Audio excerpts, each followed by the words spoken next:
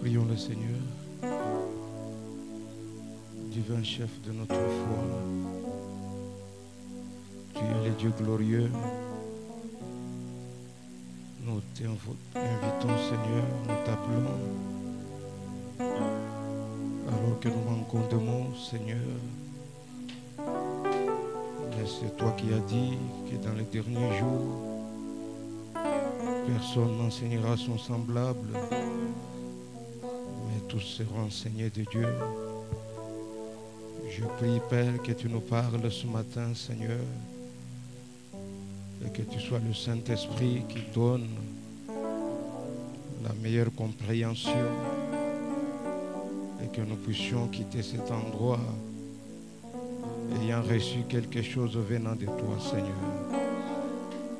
Bénis la portion de la parole, Seigneur Dieu, et prends le contrôle de la réunion du début jusqu'à la fin, au nom de Jésus-Christ. Amen. Pendant que vous êtes debout, nous lisons un passage dans la Bible.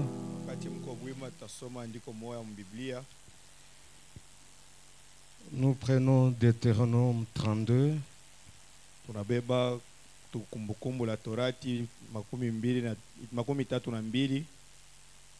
Le verset 11 et 13.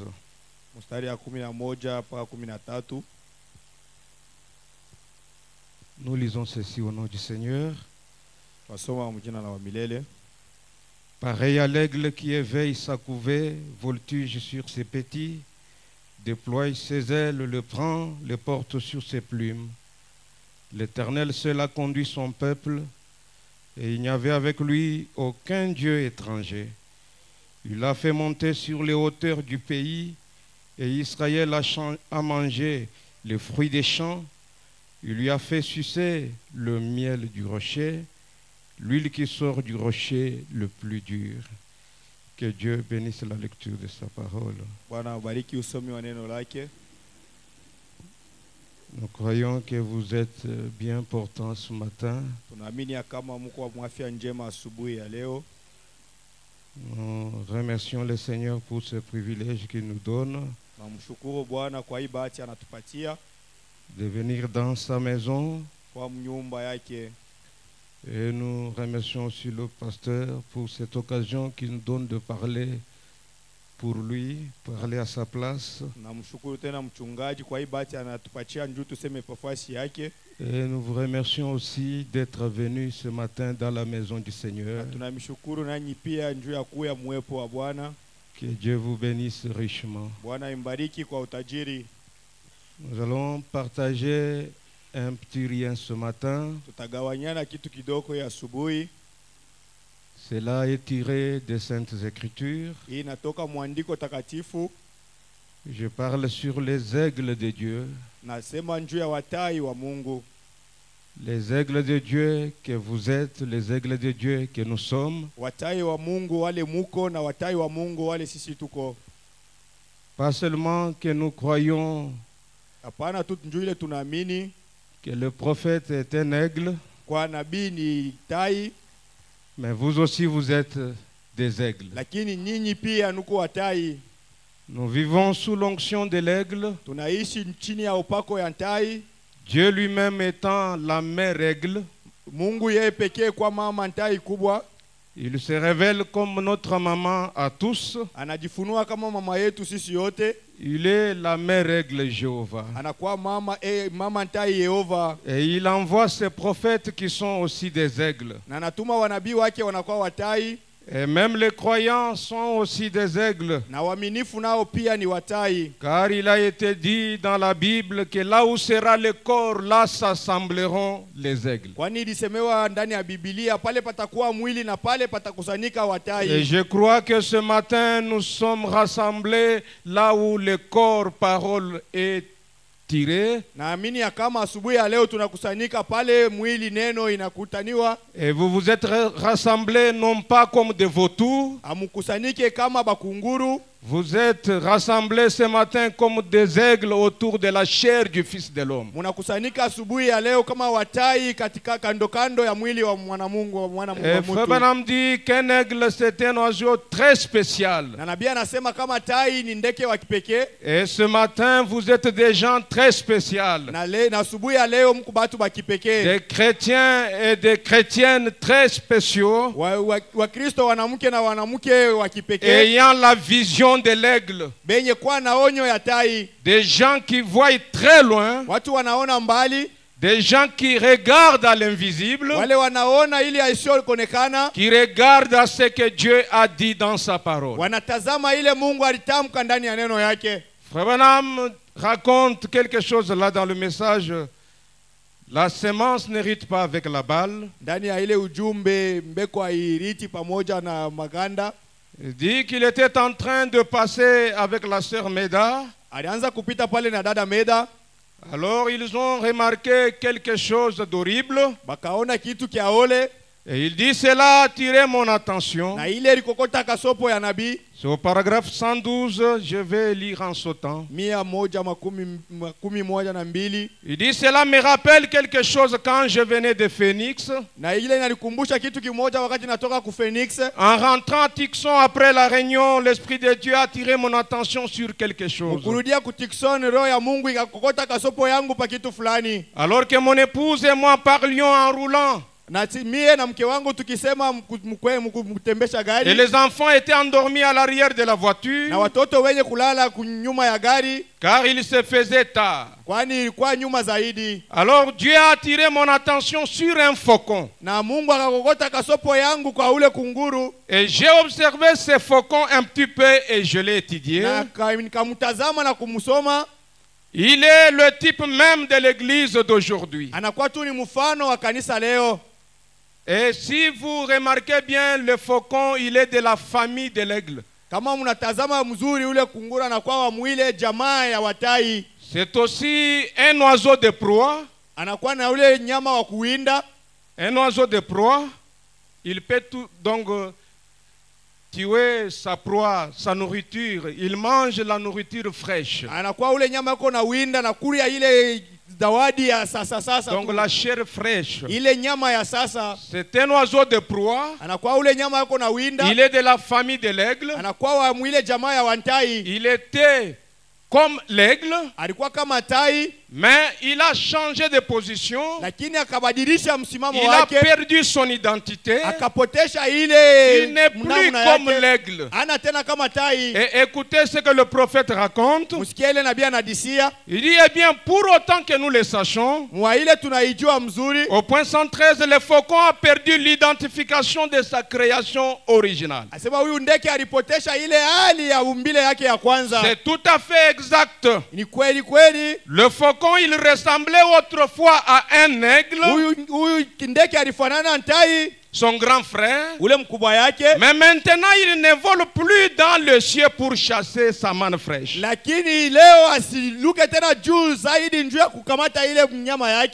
désormais le faucon, alors qu'il était appelé à monter dans les hauteurs,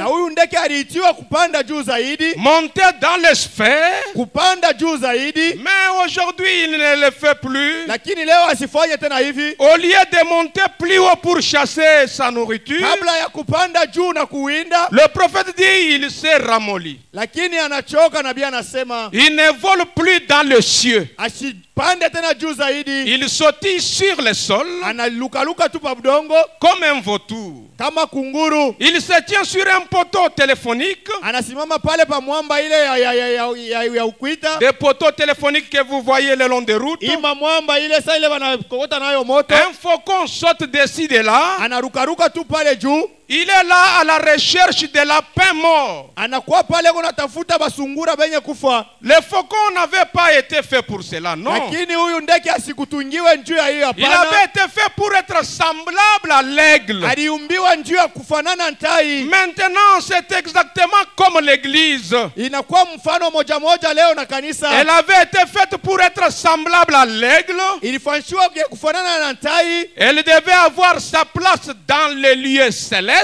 Ilipaswa kuwa nafasi yayo kule juu zaidi. Mais au lieu de cela, elle s'est ramollie. Lakini njuu ya ile anashuka zaidi. Elle ne vole plus dans l'inconnu dans le ciel. Asipande tena mu mawingu mwile asiyokonekana. Elle dépend de ces règles modernes d'adoption, Anakuwa nafuata tu makanuni ya leo. d'éducation et de théologie de quelques dénominations humaines, Ya mafundisho na ile mafundisho ya Biblia ya watu. cherchant un tas de lapins morts à moitié pourris, Anatafuta tu ile masungura ya kufa na ya kuoza kipande. sautillant sur le sol. Anarukaruka tu pa budongo. Vous voyez, Munaona? c'est ce que cela signifie. Ndio ile inamaanisha. Mais l'aigle n'a pas changé du tout. Lakini tai asibadilike kamwe. Il demeure toujours un aigle. Anabaki tu tai. Vous ne verrez jamais un aigle sur un poteau téléphonique. Hautaona tai kamwe pa ile mwamba ya kuokota nayo moto. Vous ne le verrez jamais en train de chercher des lapins morts. Hautamuona kutafuta basungura benye kufa. L'aigle n'a pas changé du tout. Tai asibadilike kamwe. Amen. Amen. Et le prophète continue de dire, les faucons ne s'élèvent pas dans le ciel. Asema huyu ndege asipande tena juu. Il ne le fait plus. Asifanye tena hivi. Pour attraper sa manne fraîche là-haut. Juu ya kukamata ile nyama yake ya Mais leo. il dépend de ce qu'il peut trouver qui est déjà mort. Lakini anaanza tu kufuata ile atawezi kupata yenye kufa. Les faucons ne savent pas comment, donc comment il n'est pas censé rester là par terre. Na ule ndege asiitwe kubakia pale chini hapana. Mais observez un vieux faucon aujourd'hui. Lakini mtazame ule ndege leo. Longez une route, vous verrez les fils téléphoniques couverts de faucons qui attendent de trouver quelque chose. Fuata tu balabala na utaona bale bandeke basa kusimama pale beko na chunga bitu vya kufa. Quelque chose qui a été tué, quelque chose de pourri. Kile kitu kia kuoza kile kiliuiwa. Il fait comme s'il n'avait pas d'ailes suffisantes pour voler. Anafanya kama ana na mabawa njuu ya ye kuruka. Bien vite, vous savez, il sera constamment sur le sol. Na atakuwa paka pa budongo kila mara. Maintenu à terre parce qu'il s'est ramolli. Kwani acha kuchoka zaidi. Il n'utilise plus la force que Dieu lui avait donnée. Asitumikishe tena ile nguvu Mungu alimpatia. Il y a une force que Dieu a donnée à un aigle. Kuna kwa ile nguvu Mungu alimpatia tai. Et si vous n'utilisez pas la force que Dieu vous a donnée, kama utumikishe ile nguvu Mungu alikupatia, vous serez comme un faucon. utakuwa kama ule kunguru. Vous allez sauter par terre. Utaanza kurukaruka tu pa budongo. Sur les fils téléphoniques. Sur les poteaux téléphoniques. En train de chercher quelque chose de pourri. Kutafuta kile kitu kia kuoza. Alors que vous avez été appelé kwani uritiwa à aller dans le firmament, kwenda juu zaidi, à aller dans les hauteurs, kwenda kupanda juu zaidi, à être donc le maître de l'espace. Kwa mwalimu wa juu zaidi. Est-ce que vous croyez cela? Fabanam dit, les faucons, son identification particulière était de planer dans le ciel. Sema huyu ndege kutambulisha kwake kulikuwa ni kwa kutembea juu zaidi. Mais maintenant il est descendu et ne sait même pas lever les yeux. Na hivi acha kushuka, sijue tena hata kunyanyua macho yake. Toujours les yeux fixés sur le sol. Macho yake kunaangalia paka chini. Sur des choses terre à terre. Vitu vya chini zaidi. Sur des choses mondaines. Vitu vya dunia. Mais l'aigle ne regarde pas sur le sol. Lakini tai ashangalia yake pa budongo. L'aigle ne regarde pas des choses terre à terre. Tai ashangalia yake vitu vya chini. L'aigle, tai, il cherche quelque chose qui est placé très haut. Anatafuta kitu kile kiku juu zaidi. Amen. Est-ce que vous voyez cela? Eti mnaona hiyo? Frère Branham dit le faucon n'est pas un aigle, mais quelque chose qui lui ressemble. Sema huyu ndege hana tai lakini anamfanana tu tai. Exactement comme l'église dont l'alimentation à cause de l'instruction ainsi de suite. Namna moja moja kama kanisa. L'église est devenue tributaire d'une nourriture morte il y a bien des années. Kanisa inakuwa inagawanya tu ile chakula yenye kufa inakuwa miaka za mingi. À travers Luther, kupitia Lutheri, à travers Wesley, kupitia Wesley et les pentecôtistes. na wapentekotiste. Quelque chose qui a été révolu. Kile kitu kisha kupita. Elle regarde en arrière vers des credos humains. Anatazama nyuma kwa ile matengenezo ya watu. Au lieu de voler dans les lieux célestes de la parole. Kabla ya yeye kupanda juu mambo ya Mungu. Où toutes choses sont possibles à ceux qui croient. Muile yote inawezekana kwa wale wanaamini. Quand le faucon lui regarde sur le sol, wakati huyu ndege anatazama pa budongo, il ne voit que ce qui lui entoure. Anaona tu ile kuna inamzunguruka. Mais l'aigle quand il s'élève, lakini wakati tai analuka, il croit que tout est possible. Anaamini ya kama yote inawezekana. À celui qui croit. Kwa ule anaamini. Amen, amen. Et je pense que ce matin, il y a des aigles ici.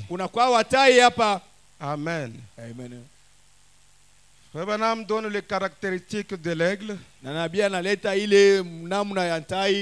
Je vais prendre quelques-uns. Premièrement, un aigle. C'est un oiseau très spécial.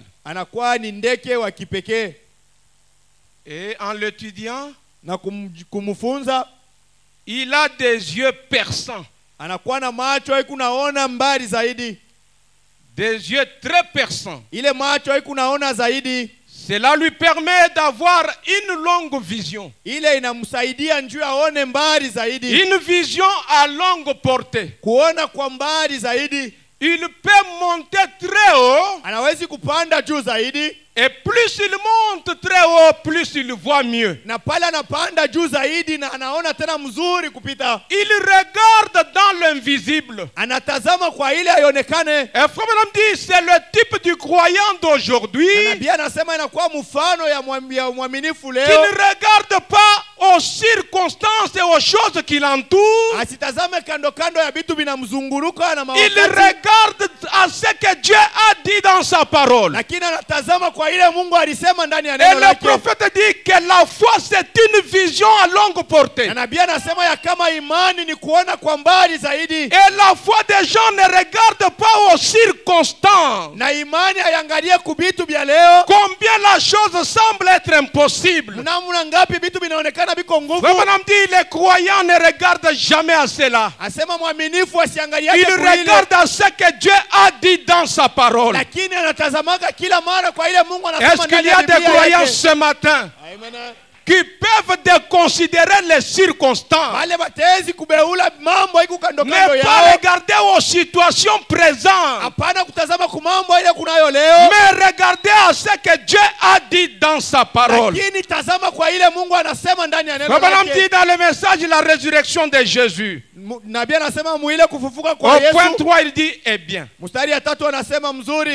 les gens peuvent donc être placés et que leur foi est centrée,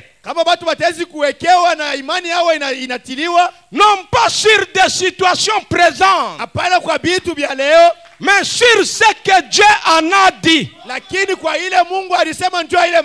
vous pouvez vous rappeler que peu importe ce qui se passe, peu importe combien cela paraît impossible, la parole de Dieu occupe en tout cas sa place chaque fois. Voyez, devant chaque difficulté, rien. Et alors rien ne peut prendre la place de la parole. La parole a la prééminence. neno inakuwa tu natawala pa kila kitu. Car elle n'est rien d'autre que Dieu lui-même sous la forme de la parole Kwani parlée. haina kitu kingine kama haina Mungu Et pekee. Femme n'a dit, elle doit s'accomplir Ndiye anasema inabidi kutimizika. durant tous mes jours. Kando ya masiku yangu yote. J'ai solennellement essayé de garder les gens sur la parole de Dieu. Naweza tu kuchunga batu kando ya neno la Car Mungu. c'était là sa promesse envers moi. Kwani njoo ilikuwa ni malako yake mbele yangu. Il m'avait dit qu'il me bénirait partout où j'irai. Aliniambia kama atanibariki fasi yote nitaenda. Que cela prospérerait. Na ile itaendelea mbele. Et que l'œuvre du Seigneur progresserait. Na neno la Mungu litastawi. Amen. Amen. Fixez les yeux sur la parole. Mweke tu macho yenu pa neno. Ne pas regarder aux situations présentes. Usitazame kumambo ile kunayo leo. Question-réponse du 23 décembre 59. Maswali na majibu ya ile mwaka. Au point 101, il dit, et maintenant retenez donc bien ce point. Na hivi sasa mshikie hii nukta. Est-ce que vous allez retenir ce point? Eti mtashika hii Il nukta. dit, voici quelque chose de bien. Asema mtazame kitu kia mzuri. Si vous êtes prêts à le recevoir. Kama mko tayari kwa kuipokea. Le chrétien regarde aux choses qu'il ne voit pas avec ses yeux. Mkristo anatazama kubitu bila asione na macho yake. Voyez-vous? Unaona? Les chrétiens, Mkristo, un vrai de vrai, ule Mkristo ne regarde pas aux choses qu'il voit avec ses yeux. asitazame kubitu bila anaona na macho. Il dit, car nous regardons à l'invisible. Kwani tunatazama kuile yasiyoonekana. Amen. Amina. Comment regardez-vous à cela? Namna mtazama kuhiyo? Avec vos yeux intérieurs. Na kupitia macho yako ya ndani. Vous voyez cela par la foi. Unaiona kupitia imani. Et il dit toute l'armure chrétienne c'est centrée sur l'invisible. Ukingo wote wa Ukristo inaambatana tu na ile yasiyoonekana. Et c'est à cela que les chrétiens regardent. Ndio kwa ile Mkristo anatazama. Est-ce que vous pouvez me montrer l'amour? Na nabii ananiambia utiwezi kunyonyesha mapendo. Il est invisible. Haionekane. Est-ce que vous pouvez me montrer la foi? Eti unaweza kunyonyesha imani? Elle est invisible. Haionekane. Prouvez-moi la joie, montrez-moi physiquement la joie. Unioneshe tu kwa kupapasa ile furaha. Abraham dit, elle est invisible. Haionekane, nabii anasema. Et les chrétiens regardent aux choses invisibles. Na Wakristo wanatazama Ils kubitu ne considèrent pas le temps et les circonstances. Watazame mawakati na magumu wako nayo. Ils croient ce que Dieu a dit dans sa parole. Lakini wanaamini ile Mungu anasema ndani ya neno lake. Et cela règle la question. Na hiyo inatosha. Amen. Et l'aigle, plus il monte, plus il voit mieux. Na wakati kila mara anapanda na pale anaona tena mzuri zaidi. Plus il quitte la dimension terrestre, plus il voit mieux. Na kila mara anatoka pa udongo anaona mzuri zaidi. Plus il est caché dans les lieux célestes, alors il voit mieux. Na pale anapanda juu zaidi anaona il voit que les choses présentes vont passer. Anaona ya kama vitu vya leo il voit que les circonstances n'ont aucune importance. Anaona ya kama magumu haina na faida. Il croit que cela va passer. Anayua ya kama itapita. C'est cela l'aigle. C'est cela les aigles de Dieu. Qui considèrent ce que Dieu a dit. Peu importe ce que quelqu'un d'autre peut prouver comme étant le contraire. Amen, amen. Amen. Dans la Bible, il y a plein d'aigles qui ont pris Dieu au mot. Des hommes de vision qui ne regardaient pas l'opposition. Qui ne regardaient pas combien cela était impossible. Mais ils prenaient Dieu au mot. Et la situation s'est réglée. Amen. Et Frère Branham dit, ce dont nous avons besoin, ce sont des gens, des hommes et des femmes qui ont des visions. Amen. Est-ce que vous êtes là? Pendant que nous parcourons un peu la vie de l'aigle, Frère Branham dit,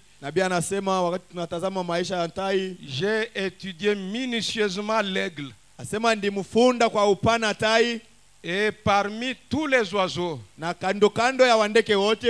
l'aigle, il est parmi les oiseaux qui cachent leur nid dans le creux du rocher. Anasema tai anakuwa ni ule ndege anaficha chicha yake chini ya mwamba. Il construit son nid très haut. Anaficha chicha yake juu zaidi. Loin des prédateurs. Mbali na bale bakuwinda. Loin des serpents. Mbali na wanyoka. Loin des autres oiseaux qui peuvent venir pour manger les petits aiglons. Mbali na wale wandeke wengine watezi kuja na kukulia watoto batai. batai. Et Abraham dit l'aigle sécurise ses enfants mieux. Na nabii anasema tai anakinga watoto wake mzuri zaidi. Et il les cache très loin dans le creux du rocher. Na anawaficha mbali kule kumiamba. Écoutez ce qu'il dit. Et il compare cela à l'église. Dans le message pareil à l'aigle qui éveille sa couvée, qu'il a prêché le 14 juillet 57, au point 76, le prophète dit, oh! La raison pour laquelle Dieu compare son église à l'aigle, c'est parce que le nid de l'aigle, le nid de l'aigle qui est l'église, est construit loin des soucis du monde, hors des dangers, à travers le sang, là où les prédateurs modernes ne peuvent jamais arriver, loin des soucis du monde. C'est là qu'est placée l'église du Dieu vivant, très loin dans les hauteurs, là où les prédateurs, là où les démons, là où le diable ne peut jamais arriver. C'est là que l'église du Dieu vivant est placée. Amen. Et Frère Branham continue, il dit, il a dit, vous êtes une ville située sur une colline. Vous qui êtes ici, vous êtes une ville située sur une colline. Une lampe qui brille dans la pièce. Oh, c'est quelque chose. L'église du Dieu vivant est bâtie très haut. Amen. Très haut.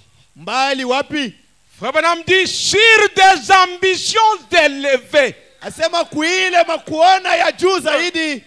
Est-ce qu'il y a ici l'église du Dieu vivant? Elle est bâtie très haut. Sur les lieux très hauts. En d'autres termes, sur des ambitions élevées. Écoutez ce qu'il enchaîne.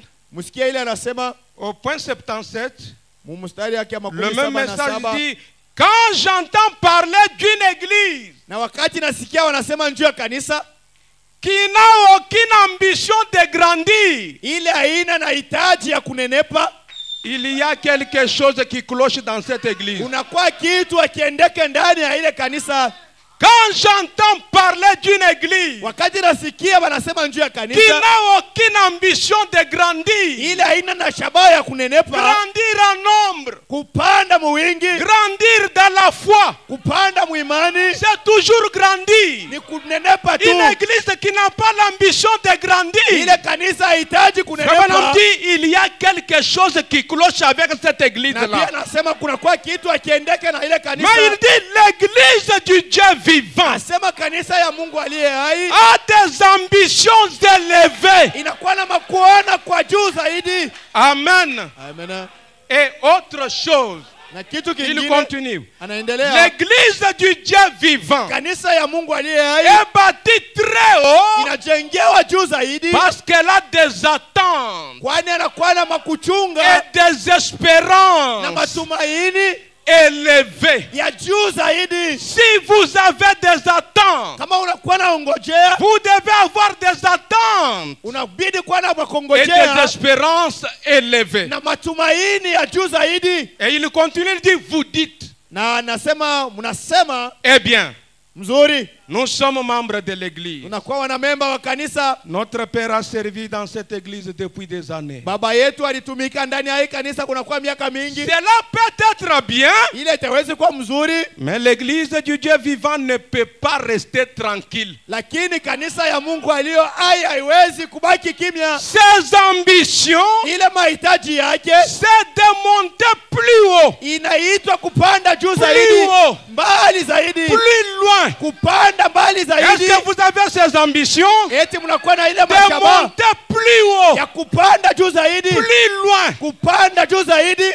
Amen. Amen. Il continue. Anaendelea, Nous voyons les aveugles être guéris aujourd'hui. tunaona vipofu binaona leo. Ce n'est pas tout. Haina haitoshe ile. Nous nous attendons à ce que les morts ressuscitent demain.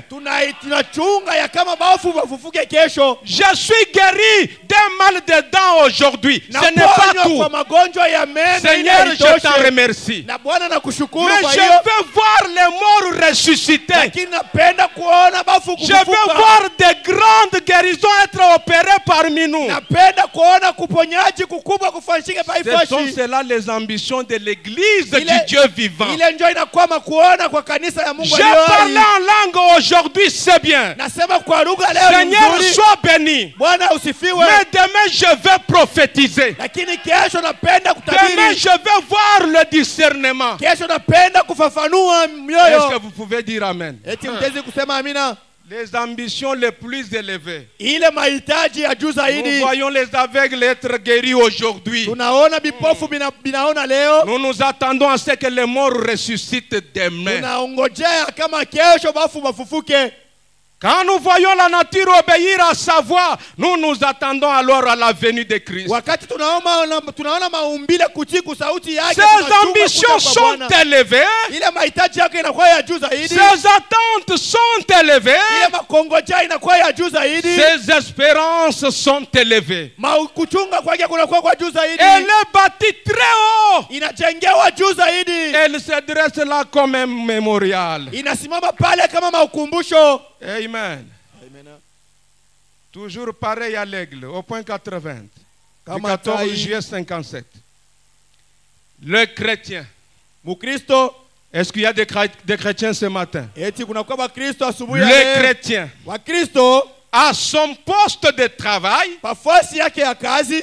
il se tient où?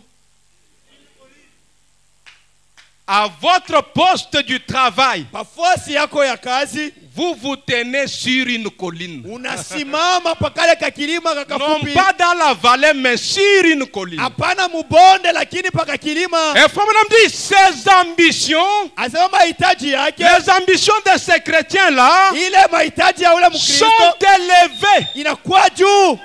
Élevées comment, frère Branham? Inanyanyuliwa namna gani? Gagner son patron ou quelqu'un d'autre à Christ. Kuina shefu yake au mtu C'est mwingine ça kwa les Kristo. ambitions d'un chrétien Ile qui ndio est sur une mahitaji ya colline. Kristo.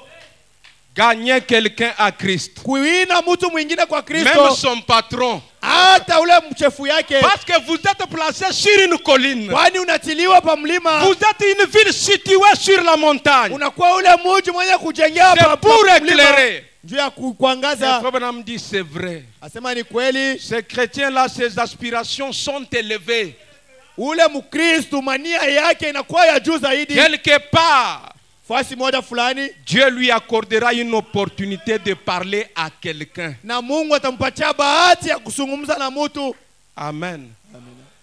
Dieu vous donnera une occasion de parler à quelqu'un. Mungu atakupatia ile bahati ya kuzungumza na mtu. Pareil à l'aigle qui éveille sa couvée du 4 août 60, Ndani ya hiyo mahubiri au point 21, 21, 21 et 22. 21, 22. Est-ce que vous êtes là? Eti mko hapa?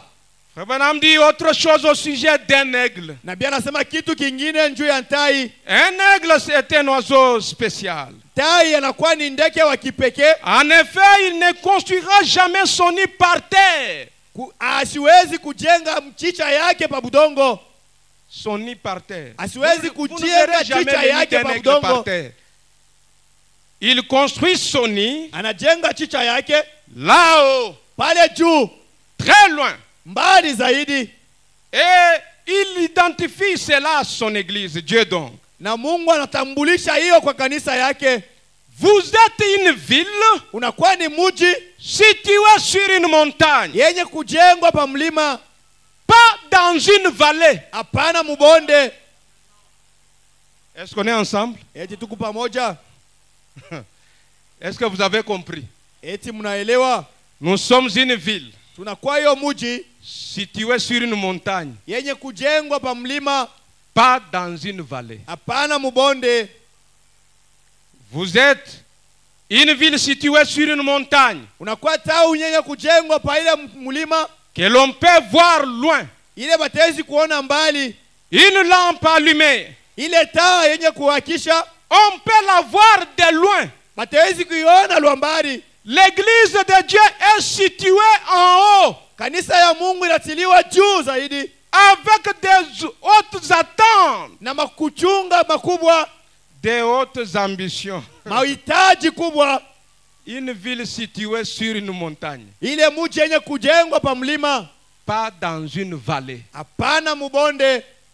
Tu peux te retrouver dans la vallée Utezi kujikuta mubonde en tant que chrétien. kama Mkristo, Tu peux te retrouver un jour dans la vallée en tant que chrétienne. utezi kujikuta siku moja mubonde kama Mais ce n'est Mkristo, pas ta place. lakini haina fashi yako. Tu dois être sur la montagne. Inabidi uwe pa mlima. Tu peux passer par des moments difficiles. Utezi kupitia kwa magumu, Alors que tu es dans la vallée. pale huko ni ndani ya bonde. Rappelle à Dieu que Dieu, tu m'as créé un aigle. Kumbusha Mungu ya kama uliniumba Je tai. dois être sur la colline. Inabidi niwe pa mlima. Je dois être sur la montagne. Inabidi niwe pa mlima. Je dois avoir des ambitions très élevées. Inabidi niwe na mahitaji ya juu Je zaidi. dois être dans les hauteurs. Inabidi niwe juu zaidi. Amen, amen. Amen. Est-ce que vous êtes là? Eti muko hapa? Et laissez-moi vous dire que le Dieu que nous servons, c'est un Dieu de montagne. Miache nimeambia ya kama Mungu tunatumikia ni Mungu wa milima. Est-ce que vous êtes là? Amen. Les 10 commandements ont été donnés à Moïse sur une montagne. Ile maamri 10 ililetewa kwa Musa pale pa mlima. Est-ce que vous êtes là? Amen. Le temple construit par Salomon a été construit sur une montagne. Ile hekalu Salomoni alijengewa pa mlima. La transfiguration du Seigneur sur la montagne, c'était où? Dans la vallée, sur une montagne. Kugeuka kwa Bwana ilikuwa ni wapi? Pa mlima. Le Seigneur Jésus a été crucifié sur une montagne. Bwana alisulubishwa kumlima. La nouvelle Jérusalem sera bâtie sur une montagne. Ile Yerusalemu ya sasa itajengewa La pa mlima. révélation de cette chose sont venues au prophète sur une montagne. Na ufunuliwa ililetewa kwa nabii pa Les mlima. anges de Dieu ont apparu au prophète sur une montagne. Malaika wa Mungu walionekania nabii pa mlima. La question du mariage et du divorce a été déclarée où? Sur une montagne. Ndoa na kuvunja kwa ndoa ilisemewa pa mlima. Et laissez-moi vous dire que Life Tabernacle est bâti sur une Na montagne. mnyate niambie ya kama Life Maskani inajengewa pa mlima. Ça veut dire sur des hautes ambitions. Ni kusema kumahitaji kubwa. Une église qui veut s'améliorer du jour au jour. Ile kanisa inaitwa kwenda mbele siku kwa siku. Est-ce que vous êtes là? Amen. Frère Branham dit ceci, je continue avec la lecture. Au Nabii point anasema 22. hivi, naendelea na usomi. Écoutez bien ceci, on peut lire ensemble. Tutaweza kusoma pamoja. Est-ce que vous êtes là? Amen. Il dit, je n'ai pas beaucoup confiance en l'église d'un pasteur Asema situmainie ndani ya kanisa ya ule mchungaji qui n'a pas des ambitions de s'améliorer au jour le jour. ule hana na hitaji ya kuendelea mbele siku kwa siku. Est-ce que vous pouvez dire amen? Eti mtezi kusema amina. On peut encore lire. Tutaweza tena kusoma. Je n'ai pas confiance en l'église d'un pasteur Mimi sina tumaini ndani ya kanisa ya ule mchungaji qui n'a pas des ambitions de s'améliorer au jour le jour. ule hana na shabaha ya kuendelea mbele siku kwa siku, Année après année. mwaka kisha mwaka. Une église qui a commencé en bâche, qui reste toujours en bâche, Ile année après kanisa année. Non, ilianza Branham ne croit pas ça. kumabashe. Nabii ashamini mwile kanisa. Est-ce que quelqu'un peut dire Amen? Eti mtu ataweza kusema amina? Et Frère Branham dit, il continue. Nabii anasema Il anakuendelea. dit là, ce n'est pas ça l'église de Dieu. Asema haina ile njo kanisa ya Mungu. Une église qui ne veut pas s'améliorer, Ile ce kanisa n'est pas ipendi l'église kuendelea de Dieu. mbele, haina kanisa ya Mungu. Elle a l'ambition de persévérer. Inaitwa kudumu. Eh bien, Hivi vous direz, j'ai déjà fait ma part. asema nisha kufanya kazi yangu. J'ai amené un pécheur cette année. Mimi naita mtenda zambi hii mwaka. Cette année, vous avez amené un pécheur. Hii mwaka uliita mtenda Il a zambi, été sauvé. aliokolewa. Et Frère Branham dit, frère, ce n'est pas ça. Nabii anasema haina hiyo nduku. Ce n'est pas l'ambition de l'église de Dieu. Haina njo shabaha ya kanisa ya Mungu aliye hai. Si il amène un, Kama analeta moja leo, il aimerait amener un autre, anahitaji kuleta tena mwingine et un autre, na mwingine tena et un autre. Na mwingine C'est Frère tena. Branham qui dit, et un na autre. mwingine tena. Il n'y a pas de fin à cela. Hakuna mwisho kwa hiyo, Cela continue simplement à s'entasser. na hiyo inaendelea tu na kuongezeka. Les gens que vous amenez là commencent à s'entasser. Bale batu unaleta banaendeka tu na kuongezeka. Même s'ils s'entassent, ce n'est pas mon Hata problème. kama banakuwa ba mingi haina Mais mambo, je dois faire ma part. lakini inabidi nifanye kazi J'amène yangu. quelqu'un aujourd'hui. Leta mtu leo, Demain, j'amène quelqu'un d'autre. kesho naleta Le mwingine, lendemain, j'amène encore kesho yake naleta mwingine tena, un autre, et un autre, et mwingine un na autre. mwingine na mwingine. Amen. Amen. Voyez, Mnaona, nous aimerions avoir une ambition et des attentes. inabidi kuwa na shabaha na bifukuzio. Dieu veut qu'il en soit ainsi pour nous. Mungu anapenda iwe hivi juu yetu. Dieu veut qu'il en soit ainsi pour Life Tabernacle. Mungu anapenda iwe hivi juu ya Life Maskani. S'améliorant du jour au jour. Inaendelea mbele siku kwa siku. Amen. Et Frère Branham dit Na nabii anasema, que Dieu ne garde jamais son peuple dans la monotonie. asema Mungu ashichungake kanisa yake mukitu paka kile kimoja kimoja. Est-ce que vous êtes là? La monotonie. Kitu kimoja, Quelque chose qui ne s'améliore pas. kitu kile akiendelee mbele, Quelque chose qui ne varie pas. kile kitu akigeuke, Toujours la même chose année après année. paka kitu kimoja kimoja, mwaka kisha mwaka ingine. Non. Hapana, Le Dieu que nous servons n'est pas un Dieu monotone. Mungu le tunatumikia ana Mungu wa kitu kimoja tu. Il donne bénédiction après bénédiction. Analeta baraka kisha baraka ingine. Est-ce qu'on peut lire cela? Eti tutawezi kusoma hiyo. Pareil à l'aigle qui éveille sa couvée. Namna ya tai anafunika Du 14 mayai. juillet 57 au point 82.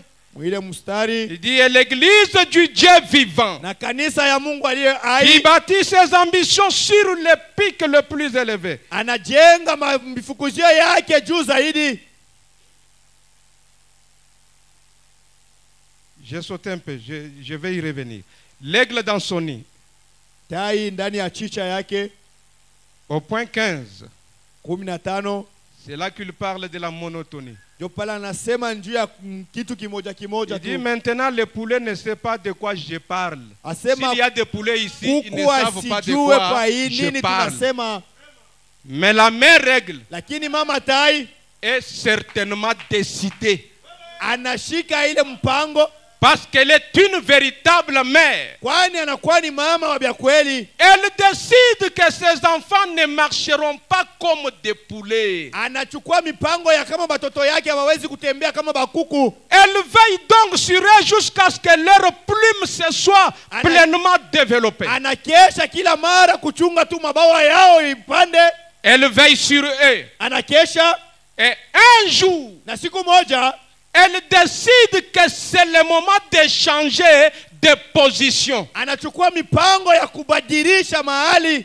Dieu est un Dieu qui change de position. Mungu anakuwa ni ule Mungu wa kubadilisha mahali. Qui change votre position à vous. Anabadilisha msimamo wako. Parce qu'il est la mère règle Jéhovah. Kwani anakuwa mama tai Yehova. Et dit, un jour la mère règle a décidé de changer de position. Na siku moja mama tai alichukua mpango ya Et kubadilisha Paul hali. dit, je suis si heureux. Anasema na kwa heri zaidi. Que Dieu ne nous garde pas dans la monotonie. Ya kama Mungu asituchunge mkitu paka kimoja.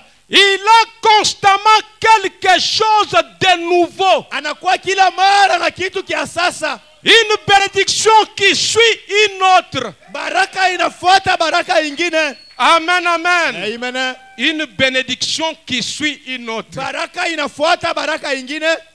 Aujourd'hui, Seigneur, tu m'as donné ça. Ok, c'est bien. Leo Bwana Que ananipatia ton hili nom soit loué mzuri. à jamais. Jina lako lisifiwe kwa Mais milele. demain, je m'attends à une autre bénédiction. Lakini kesho naongojea baraka Parce que ingine. Dieu ne nous garde jamais dans la monotonie. Kwani Mungu asituchunge C'est un mkitu Dieu qui kimoja. change de position. Kwani Mungu anabadilisha Il peut mahali. changer ma position. Anaweza kubadilisha hali Il yangu. peut changer ta position. Anaweza kubadilisha msimamo Et il wako. peut changer ta situation. Anaweza kubadilisha mambo yako. C'est un Dieu qui ne garde jamais son peuple dans la monotonie. Anakuwa Mungu asichungake taifa yake mkitu kimoja tu. Et Frère Branham enchaîne, il dit, j'ai entendu le grand poète comme j'ai chanté son cantique. Na nisikia ule mwandishi na vile vinaanza kuimba mwimbo yake. Quand nous les chantions là dans la vieille église baptiste du Kentucky, Mwile namna tulianza kuimba mwile kanisa la zamani ya Kentucky. les flots de joie inondent mon âme comme les vagues de la mer qui déferlent. Ile mabahari inajaza moyo yangu kama mawimbi inakuwa napanda. Et la première fois que je me suis tenu au bord d'une grande étendue d'eau, Na wakati nisimama kule kando kando ya maji kubwa, c'était ici au lac Shore Drive, il y avait environ 25 ans. inakuwa ni kuile mtoni ya Chad kunakuwa miaka Et zaidi j'ai mingi. observé ces énormes vagues venir. Na nikatazama ile mawingu kubwa kunakuja. Elles venaient tout simplement pour repartir ensuite. Ilikuja na kurudia mara ingine. Et ensuite revenir. Na inakuja tena. C'est comme ça que je pense. Njo ile nawazia. Ou plutôt c'est que je pense que le poète avait. Njo ile nawazia ya kama ule mwandishi alisema. Quand il a écrit les flots de joie inondent mon âme comme les vagues Wakati de la anasema mer. ile mawimbi inajaza moyo wangu kama ile zuhuba. Et Frère Branham dit, elles viennent.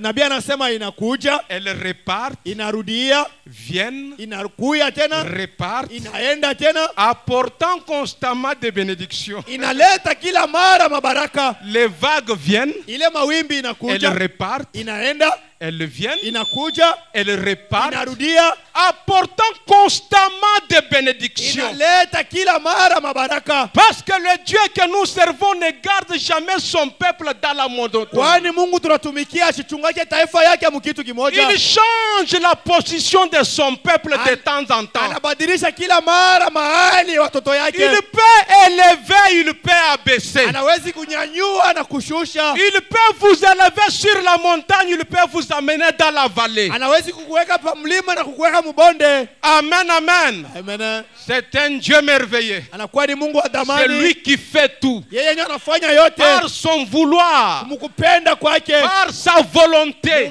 Mwingine namna il yake le fait kutaka. de cette manière. Anabifanya mwile Parce que ce namna. n'est pas un Dieu qui garde les gens dans la monotonie. Kwani anakuwa ule Mungu asichungake Il watu change mkitu la kimoja. position des gens. Anabadilisha mahali ya Voilà, on me watu. raconte l'histoire de Johnny le Corbeau, Na nabii anahadisia ile hadisi ya Johnny qui le était Corbeau. attrapé par un homme méchant. Alishikiwa na ule mtu mkali. Et cet homme méchant a pris Johnny le Corbeau, l'a attaché dans le champ. Na ule mtu alichukua ule Johnny le Corbeau na kumfunga Et kamba. comme Johnny le Corbeau était habitué à la monotonie, Na ule kunguru wakati alizobelea ile fasi moja. toujours tournoyant sur une même place, Kuzunguruka tu fashi moja. faisant un cercle vicieux, Mwenye kuzunguruka mpaka fashi faisant moja. la marche de la mort. Mwenye kufanya ile mwenendo ya Quand Mungu ya vous maiti. tournoyez sur un même endroit, Et c'est voilà. la marche de la mort. Eko nazunguruka tu fashi moja. Yeye Johnny anafanya le ya Corbeau maiti. était là en train de tournoyer jour après jour Na ule kunguru anaanza kuzunguruka tu ni fashi sur moja.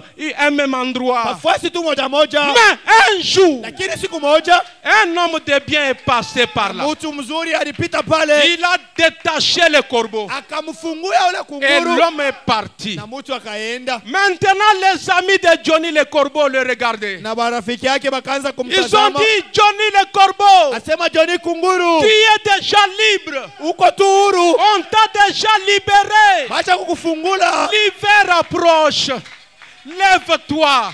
Simama. Qu'on parte vers le sud. Tuende. L'hiver approche.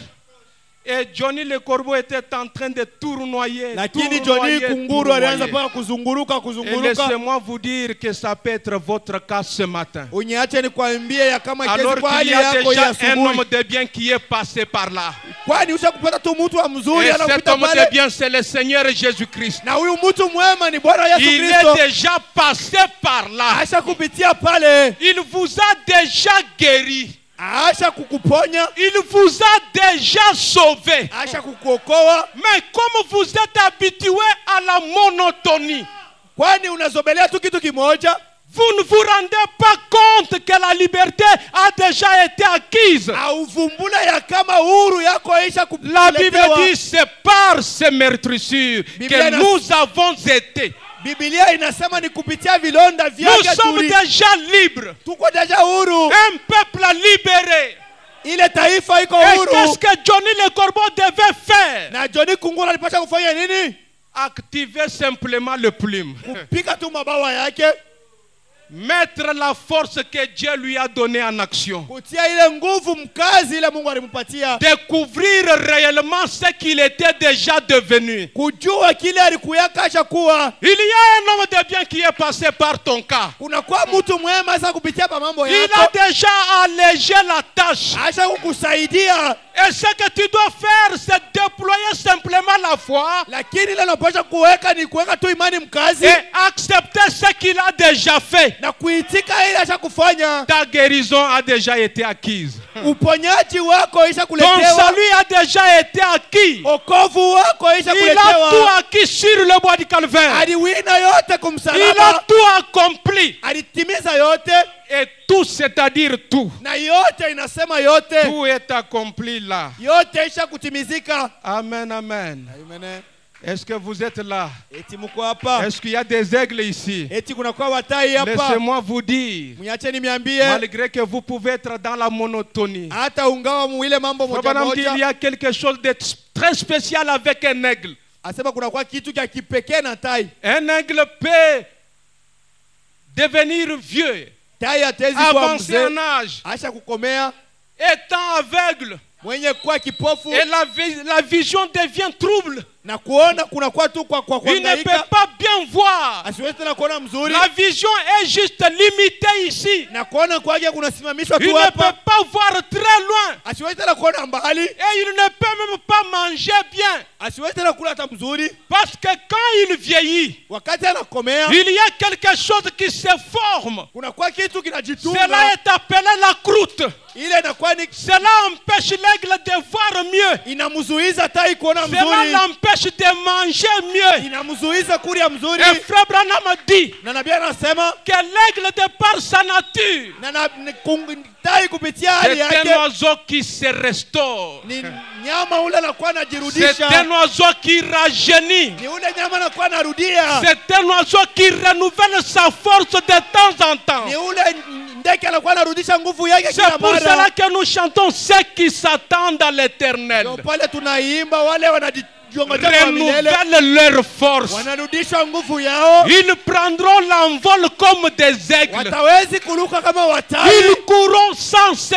fatiguer. Watakimbia bila kuchoka. Ils marcheront sans faiblir. Watatembea bila kuchoka. Parce qu'ils ont en eux quelque chose qui se restaure. Kwani wanakuwa na ndani yao kitu Et kinakuwa Frère dit, kinarudishwa. pendant que la vision devient trouble pour notre ami l'aigle. Wakati kuona kunakuwa kwa magumu njoo ndugu yetu ntai. Mais ce n'est pas tout. Lakini haitoshe. Il y a quelque chose de très spécial Kunakuwa kitu cha kipekee. avec notre ami le corbeau ou plutôt l'aigle. Na ule rafiki yetu ntai. Frère Branham dit, Nabii anasema je peux le voir un jour, il s'élève. na tawezi kumwona siku moja anasimama. Il monte sur la cime des rochers. Na anasimama pa ile miamba. Il se tient là. Anasimama pale. Il sait que c'est un moment décisif. Anajua ya kama ni wakati ya Si kuchukua je ne me mipango. débarrasse pas de cette croûte, Na kama sitosha hiki kitu cela kinanizuiza. va me tuer un jour. Ile itaniua siku moja. Pour que je n'arrive pas à mourir, Njoo nisifikia mkufa. que j'aille sur le rocher. Niende kumiamba. Et Frère Branham dit, quand l'aigle arrive sur la cime des rochers, Na pale anapiga faile fasi ya miamba. des fois c'est un travail difficile. Saa zingine ni kazi ngumu, mais ça apporte de nouveau la vie. lakini inaleta mara ya Il dit, mpya je maisha. peux voir l'aigle cogner sa tête sur le rocher. Na nitaona ule tai kupiga kichwa kumwamba. Pendant qu'il cogne sa tête sur le rocher, Wakati il est anapiga en kichwa train de kumwamba, se dire, disant à la croûte, tu dois partir. Anasema na kile kizuizo utawezi kutoka. Et Fabien dit, je peux voir un peuple dans l'incrédulité, Nabii dans les anasema doutes, nitawezi kuona avec la taifa croûte sur leur nez. mkutokuamini na ile kizuizo mbele yao. Et Fabien dit, Nabii anasema une fois que l'aigle se débarrasse de cette croûte, na kila mara tai anaondosha kile kizuizo, c'est un moment de jubilé pour l'aigle. inakuwa ni yubile juu ya ule Car tai. il sait que de nouvelles plumes vont venir. Anajua ya kama manyonya ya sasa Il itaota. sait qu'il y aura une nouvelle vie. Anajua ya kama kutakuwa maisha mapya. Et pendant qu'il rajeunit ou qu'il se débarrasse de cette croûte, Na wakati anajitosha na ile kizuizo, Abraham dit, je peux l'entendre pousser des cris là, na très nabii anasema haut. nitawezi kumsikia analalamika Il zaidi. passe des moments vraiment très bien là dans la gloire. Anaipitia wakati mzuri zaidi kule Et kumiamba. frère Branham a dit, Na nabii anasema pendant qu'il se débarrasse de cette croûte-là, na wakati anatosha kile kizuizo, et il cogne sa tête sur le rocher, anapiga kichwa yake kumwamba. disant à la croûte, tu dois partir. Anasema na kizuizo inapasha Il dit, c'est la kutoka. même chose avec le chrétien né de nouveau. Anasema ni namna moja Peu moja na importe Kristo mwenye la croûte kuzaliwa qui mara ya s'est formée sur lui, hata magumu inawa mbele peu yake, importe les doutes et l'incrédulité, hata kutokuamini na ile il shaka, doit s'avancer sur le rocher. anabidi kuendelea Et mbele juu ya Fabien dit, mwamba. mais je connais un rocher Lakini najua mwamba moja auquel un homme peut venir, pale mtu atawezi kufika se cogner continuellement sa tête kupika kila mara kichwa yeye kule, jusqu'à ce que tout doute soit parti. na ile shaka yote iondoke, Jusqu'à ce que les inquiétudes et les soucis du monde soient partis. na ile masikitiko na mashaka yote Et après iondoke, qu'il s'est débarrassé de la croûte du péché à force de cogner, na kisha yeye kujiondosha na ile shaka ya dhambi il peut kisha kupika, repartir avec la vie à l'intérieur. atawezi kwenda na maisha ndani yake. Et il dit, oh aigle d'aujourd'hui, Asema tai ya leo, c'est pour cela que vous êtes ici. ndio sababu ambayo mko Vous hapa, êtes des aigles. mko wa tai. Mais si la croûte a commencé à vous aveugler, Na ile kizuizo kama kinaanza kukupofusha, les soucis du monde, ile masikitiko ya vous dunia, n'arrivez pas à avaler toute la nourriture de Dieu. au ifike tena mkuri ya ile chakula yote ya Abraham dit, Mungu. venons à ce rocher dans une terre altérée. Asema tukuje kuhii mwamba muhii Venons jangwa, là mukuje et cognons-nous contre l'autel na tupige magoti kumwamba, jusqu'à ce que la croûte se casse. na pale kizuizo kitapasuka, Que nos yeux voient de nouveau clairement Jésus. na macho yetu ipate kuona jipya Et Yesu, que les soucis du monde soient dissipés. na ile masikitiko yote iondoshwe. Il est un rocher dans une terre altérée. Anakuwa ni mwamba katikati ya jangwa, Un abri pendant la tempête. anakuwa ni kingo katikati ya Un dhoruba, refuge. anakuwa ni kingo Un havre de repos pour ceux qui sont fatigués. pale pamuti ya kurikinga kwa wale wenye Venons à kuchoka. cet endroit. Tuwe kuia pa ile fasi, Il est encore le rocher. anakuwa ni ile mwamba, Il est un rocher dans une terre altérée. anakuwa ni ile mwamba katikati ya Si jangwa. vous séjournez dans cette terre, Wakati unasimama mwile, Abraham dit, parlez au rocher. sema na mwamba. Nabii Vous anasema n'avez pas à le payer. hauna na ya kulipa, Parle-lui. sema tu. Il est un secours immédiat en temps de détresse. Anakuwa ni ile msaada wakati ya magumu. Si vous êtes malade, Kama uko mgonjwa, parlez au rocher. sema na mwamba. Si vous avez la maladie du péché, Kama kuna magonjwa ya dhambi, parlez au rocher. sema na mwamba. Si vous êtes fatigué, Kama uko mwenye kuchoka, parlez au rocher. sema na mwamba. Si vous avez besoin de vie, Kama unahitaji maisha, parlez au rocher. sema na mwamba. Si vous avez besoin de la joie, Kama unahitaji furaha, parlez au rocher. sema na mwamba. Si vous avez besoin de guérison, Kama unahitaji parlez au rocher. sema na mwamba. Si vous avez besoin du Saint-Esprit, Kama unahitaji Roho Mtakatifu, parlez au rocher. sema na mwamba. Tout ce dont vous avez besoin, Yote unahitaji, Parlez au rocher Sema na mwamba tu. et il donnera ses eaux. Na ataleta maji yake. Croyez-vous cela? Eti mnaamini hiyo? C'est dont l'Église a besoin. Ile kanisa inahitaji C'est de reprendre à parler au rocher. ni kusema tena na mwamba. Le rocher des âges. Ile mwamba ya bizazi. Jésus-Christ, le rocher frappé. Ile Kristo mwamba ile C'est le rocher de Dieu. ni mwamba ya Mungu. C'est le salut de Dieu. Ni ile wokovu ya Mungu. C'est encore un commandement pour nous ce matin.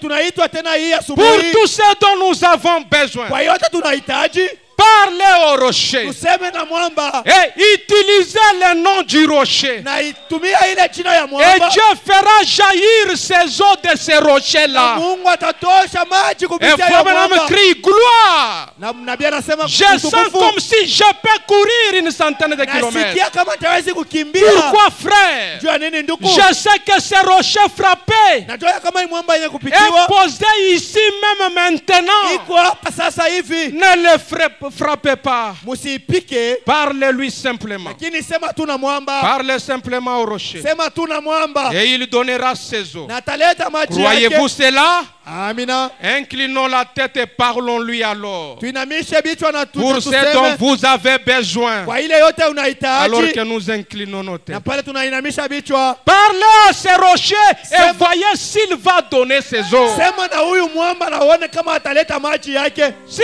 vous avez besoin du salut, Kama unahitaji wokovu, parlez au rocher. sema na mwamba, Il donnera son eau. ataleta maji yake. Si vous êtes rétrograde, Kama unarudia nyuma avec la croûte sur vous, na kile kizuizo et mbele que vous yako n'avez pas de longue vision, na una na kuona kwa et que vous mbali ne pouvez pas voir encore très loin, na uwezi tena kuona mbali et que zaidi vos ambitions sont encore terre à terre, na mahitaji yako ni chia chini tu, parlez au rocher. sema na mwamba tu, Il donnera son eau. ataleta maji yake. Si vous êtes ici ce matin Kama uko hapa hii et asubuhi vous êtes sans Christ, hauna na Kristo, vous avez essayé de trouver le salut dans toutes les églises de la ville, vous n'avez pas, unatafuta wokovu makanisa ya mingi haupate, parlez au rocher. sema na mwamba tu, Il donnera son eau. ataleta maji yake. Le croyez-vous? Munamwamini? Si vous êtes rétrograde, Kama unarudia nyuma que vous vous êtes éloigné de Dieu na unaenda mbali na Mungu et que vous pensez qu'il n'y a plus aucun espoir pour vous, na unajua ya kama kuna tena tumaini juu yako, parlez simplement au rocher sema tu na mwamba et il donnera son eau. na ataleta maji yake. Êtes-vous fatigué? Unachoka? Êtes-vous dans la monotonie? Eti kumukitu kimoja kimoja tu? Êtes-vous dans la même position? Eti kumwali moja moja tu? Parlez au rocher. Sema na mwamba, Il change de position. anabadilisha mahali, Il ne garde jamais son peuple dans la monotonie. asichunge taifa yake mwali moja moja. Parlez-lui, il est le rocher des âges. Il n'abandonne point son peuple. Il est toujours ici avec nous. Il est le même rocher. Il ne faillit point.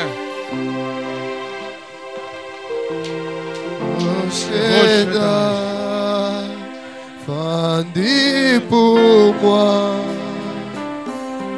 laisse-moi me cacher en toi, laissez-le avec les saints, sortir de ton flamme percée. Être doux, le remède, mais sauver, me rendre plus,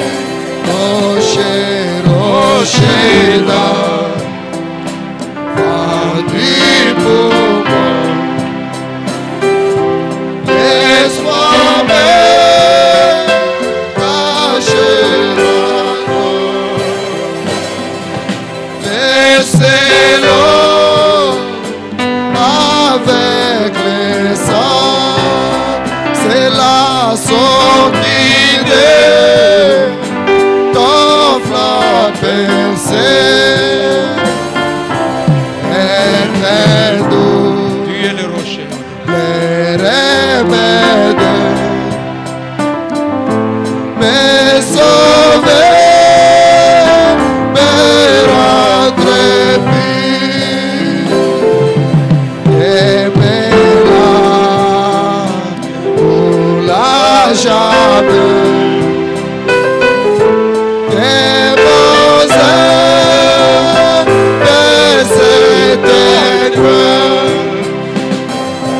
C'est l'agneau, pardon au péché.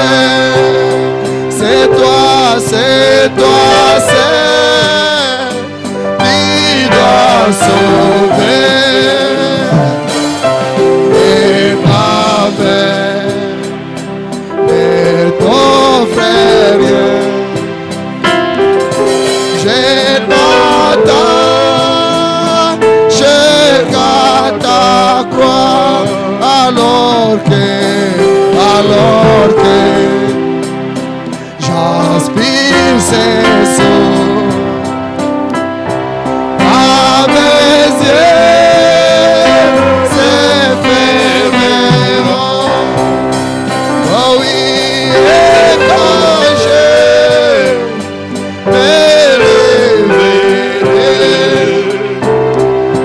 j'ai t'aimé, et si ton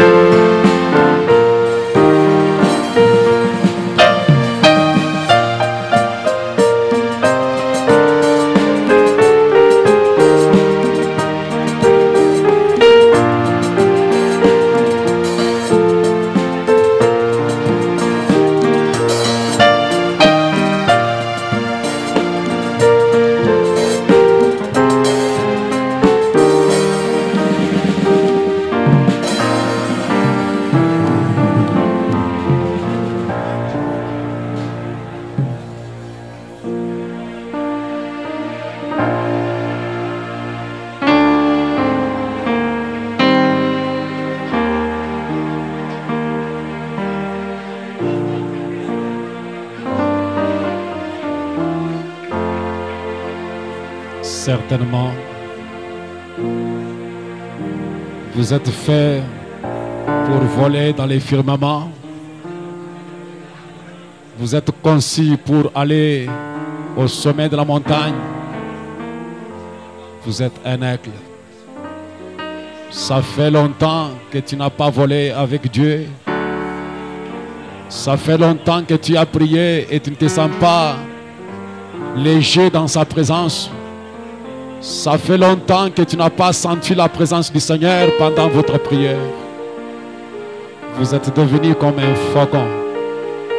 Et ce n'est pas ta place. Tu n'es pas conçu pour rester dans la vallée. Tu es conçu pour demeurer au sommet de la montagne. Tu dois d'abord croire ce matin que tu es un aigle. Tu dois d'abord comprendre que tu es un aigle. Et tu dois parler comme un aigle. Il peut y arriver avec le temps, quelques croûtes de l'incrédulité se sont placées sur votre tête. Il peut y avoir quelques croûtes de n'importe quelle façon. Mais l'aigle doit combattre contre les croûtes. Bien que cela peut l'amener à saigner. Bien que cela peut lui faire du mal. Mais le prédicateur a dit, il doit dire à la croûte, tu dois partir. Il y a quelqu'un ce matin qui peut regarder à la croûte qu'il a de n'importe quelle façon. Dites à cette croûte-là, tu dois partir. Peut-être c'est une faiblesse dans la prière, tu dois partir. Peut-être c'est une mauvaise habitude, tu dois partir. Un mauvais langage, tu dois partir. Y a-t-il une mauvaise habitude qui est venue te coller? Et tu dois parler comme un aigle, tu dois partir. Tu dois partir, tu dois partir. Tu dois combattre contre cela. Tu dois te débarrasser de cela ce matin. Reconnais que tu es un aigle. Tu dois renouveler votre force. Tu dois renouveler votre amour envers Christ. Votre foi en Dieu doit monter. Tu es un aigle. J'ai vu quelque part ce frère Billy Kadima. Et là, il peut s'avancer pour la prière. Offrir la prière. Tu dois croire réellement que tu es un aigle. Conçu pour ne pas vivre dans la monotonie. Dieu doit donner des bénédictions de temps en temps. Tu dois monter, tu dois aller de l'avant. Suivant la prière. Prions. Dieu tendre, Dieu merveilleux, toi l'adorable et le créateur de toutes choses, ton nom c'est le Seigneur Jésus-Christ. Ce matin, nous te sommes infiniment reconnaissants, adorable Jésus, pour ta grâce que tu nous as accordée, Seigneur Dieu bien-aimé, de nous retrouver dans ta maison, éternel mon roi, et d'entendre ces messages que nous venons d'entendre, Seigneur. C'est vraiment une interpellation pour chacun d'entre nous, éternel mon roi. Oh Dieu, où nous devons encore une fois de plus revenir auprès de toi pour nous élever dans des hauteurs où nous pouvons communier avec toi comme jamais auparavant, Seigneur Jésus. C'est pourquoi, éternel mon roi, nous implorons ton pardon et ta miséricorde pour toute lâcheté, oh Dieu bien-aimé. Oh Père éternel, pardonne nos manquements, Seigneur Jésus. Pardonne notre légèreté, notre négligence vis-à-vis de toi et de tes principes, Seigneur Dieu bien-aimé. Donne-nous encore une chance de revenir à toi, oh Dieu, et de nous élever dans des hauteurs et de revenir dans la communion parfaite avec toi, éternel mon roi.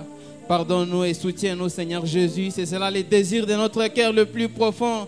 Du jour au jour, Seigneur Dieu bien-aimé, chaque fois que nous élevons nos voix, nous crions vers toi, Seigneur, viens à notre secours. Encore une fois, Seigneur Jésus, viens à notre secours réellement. Oh Dieu bien-aimé, combien nous te sommes reconnaissants pour ces messages de ce matin. Adorable Jésus, nous te prions encore une fois, Seigneur Dieu bien-aimé, l'orateur du jour, notre précieux frère, l'honorable Nathan, que tu puisses les bénir, lui retourner au-delà de tout ce qu'il a dépensé pour apporter cet évangile, Seigneur Dieu bien-aimé. Retourne-lui l'énergie et la force et tout ce qu'il a perdu, éternel mon roi, oh Dieu. Soit encore la révélation et l'inspiration, Seigneur Dieu bien-aimé, et l'onction dans les prochains jours quand il pourra se tenir devant ton peuple pour pouvoir apporter les messages. Seigneur, sois toujours attentif à ses prières, à ses requêtes. Nous les confions à toi, Seigneur Dieu bien-aimé. Nous ne pouvons pas oublier notre cher pasteur, les bergers de cette église, éternel mon roi. Bénis-les, bénis sa famille. Bénis, Seigneur Dieu bien-aimé, son ministère et tout ce qu'il essaie de faire pour toi. Tu sais combien il est une bénédiction pour ces grands peuples que nous sommes, Seigneur Jésus. Accorde-lui la révélation, Seigneur Dieu bien-aimé, la sagesse, Père éternel, et toutes les capacités nécessaires pour qu'il puisse nous guider, Seigneur Dieu bien-aimé, au bon port, alors que nous lui avons confié nos âmes, Seigneur Dieu bien-aimé. Oh Père éternel, aide tes enfants qui se sont réunis en ces lieux, les frères et les sœurs, oh Dieu bien-aimé, chacun a pleuré au devant de toi, chacun a essayé de pousser un cri, Père éternel, demandant quelque chose, oh bien-aimé, dans les lieux célestes, Seigneur Dieu bien-aimé. Accorde à chacun selon ce qu'il désire, ce qu'il t'a présenté comme requête, Père éternel. Alors que nous sommes arrivés à la fin et que nous devons maintenant passer à une autre partie, Seigneur Dieu bien-aimé, oh Dieu, sois avec nous dans ces instants, Père éternel. Et quand nous devons rentrer dans nos demeures, Père éternel, laisse que ton ange nous accompagne sur le chemin de retour. Et que par-dessus toutes choses, Père éternel, que ton esprit, oh Dieu bien-aimé, se joigne à nos esprits. Et qu'une alarme puisse toujours résonner dans nos âmes, Père éternel, pour que nous puissions demeurer dans l'intimité avec toi, Père éternel. Oh Dieu, nous nous confions à toi. Nous remettons toutes choses entre tes saintes mains. Tout cela, nous te l'avons demandé avec foi pour ta propre gloire. Dans le nom merveilleux de Christ Jésus, nous avons ainsi prié et nous disons ensemble Amen. Amen.